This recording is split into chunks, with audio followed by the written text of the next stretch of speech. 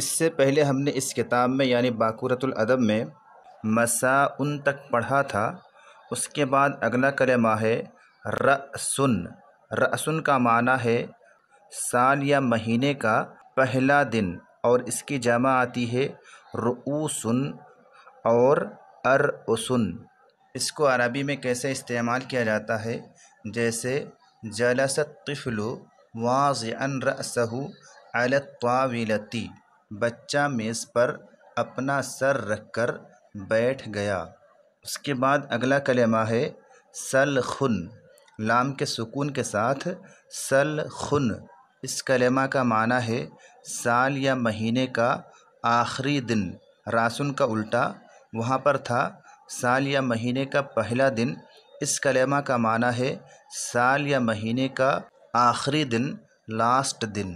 اس کا عربی زبان میں کیسے استعمال ہوتا ہے؟ جیسے کان العرب یسمون اول یوم من الشہر سلخا، عرب والے مہینے کے پہلے دن کو سلخ نام رکھتے تھے۔ اس کے بعد ایک کلمہ ہے مکتبن۔ مکتبن کا معنی ہے مکتب، اسکول، آفس، اور اس کلمہ کی جمع آتی ہے مکاتب اور مکاتیب، مکاتب اور مکاتیب۔ اس کا عربی میں استعمال جیسے ذهبت الى المکتب، میں مکتب گیا یا آفس گیا۔ اس کے بعد ایک کلمہ ہے مدرستن۔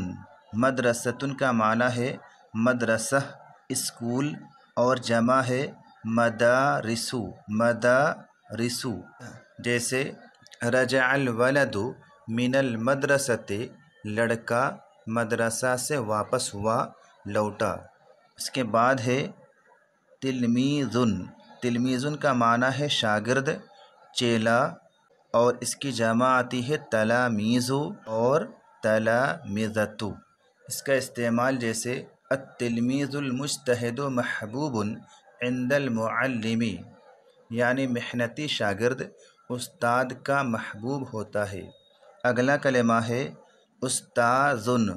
استاذن کا معنی ہے استاد، معلم، اور جمع اس کی آتی ہے اساتذۃ اور اساتذ، اساتذۃ اور اساتذ۔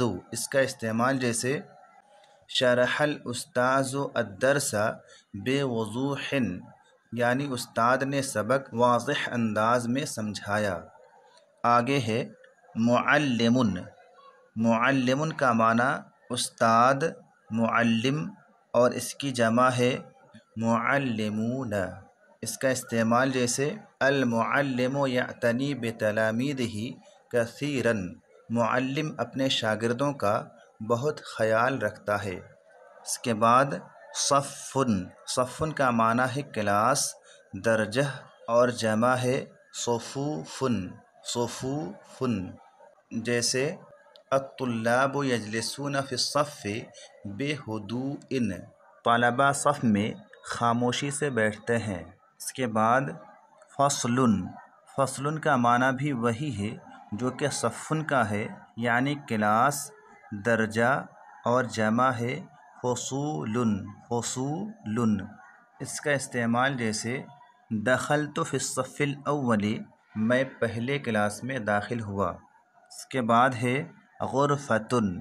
غرفتن کا معنی ہے کمرہ، اور اس کلمہ کی جمع آتی ہے غرفن۔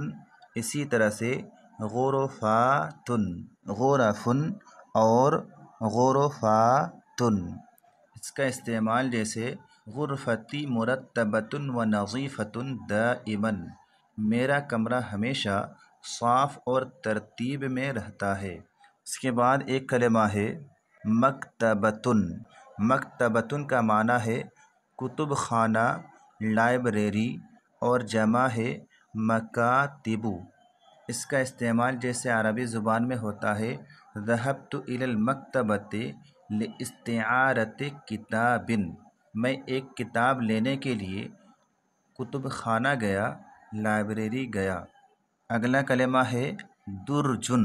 درجن کا معنی ہے دراز، اور جمع ہے ادراجن، اسی طرح سے دیرجتن، ادراجن اور دیرجتن، درجن کا استعمال جیسے وضعت القلم فی الدرج بعد الکتابتی، لکھنے کے بعد میں نے قلم دراز میں رکھ دیا۔ اس کے بعد آگے ہے طاولتن، طاولتن کا معنی ہے میز، ٹیبل، اور جمع ہے طاولاتن، طاولاتن۔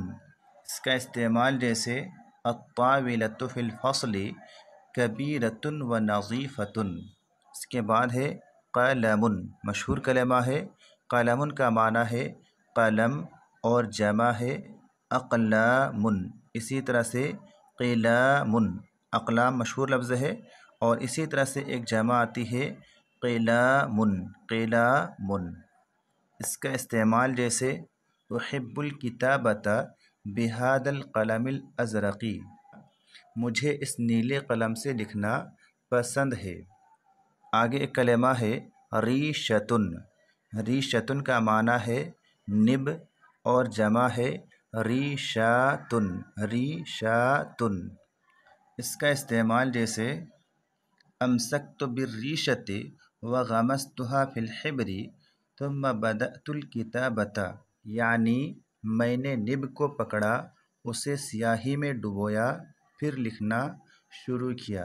آگے ایک کلمہ ہے دواتن، دواتن، دواتن کا معنی ہے دوات، انک پوٹ، اور اس کلمہ کی جمع آتی ہے دون، دویون، اور اسی طرح سے دیویون، دون، دویون اور دیویون۔ عربی میں اس کا استعمال جیسے ملأت الدوات بالحبر الاسود، میں نے دوات میں کالی سیاہی بھری، سیاہ سیاہی بھری۔ آگے ایک کلمہ ہے حبرن، حبرن کا معنی ہے روشنائی، اور جمع آتی ہے احبارن اور حبورن، احبارن اور حبورن۔ اس کا استعمال جیسے انسکب الحبر علی الورقۃ بالخطأ، غلطی سے سیاہی کاغذ پر گر گئی۔ آگے ایک کلمہ ہے قرطاسن، قرطاسن کا معنی ہے کاغذ، اور جمع ہے قراطیس، قراطیس۔ اس کا استعمال جیسے احضرت قرطاسا لکتابۃ الرسالۃ، میں نے خط لکھنے کے لیے کاغذ لایا۔